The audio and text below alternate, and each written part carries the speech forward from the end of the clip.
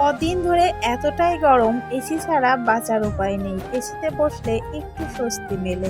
AC servicing এবং clean করতে কিন্তু আমাদের অনেকগুলো টাকাই চলে যায়। দেখুন বাসাতেই কিভাবে আমি সুন্দর করে ক্লিন করে নিয়েছি। যখন এসি থেকে তেমন একটা ঠান্ডা হাওয়া বের হয় না, তখন এটা নিজেরাই বের করে বাথরুমে নিয়ে গুঁড়া সাবান কিংবা শ্যাম্পু দিয়ে ব্রাশ করে নিলেই খুব সুন্দর ক্লিন হয়ে যায়। তারপর এভাবে লাগিয়ে নিলেই কিন্তু খুব সুন্দর ঠান্ডা হাওয়া বের হয়, আমাদের হাজার হাজার টাকা বেঁচে যায়।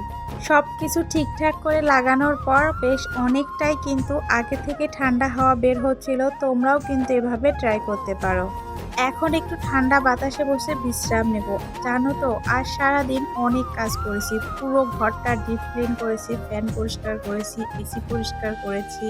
ওগুলো আর তোমাদের সঙ্গে ভিডিও করিনি, কারণ প্রচন্ড গরম ছিল। গরমের মধ্যে ভিডিও করতে গেলে অনেক প্যারা হয়ে যায়। ভিডিওটা কেমন লাগলো জানাতে ভুলো না।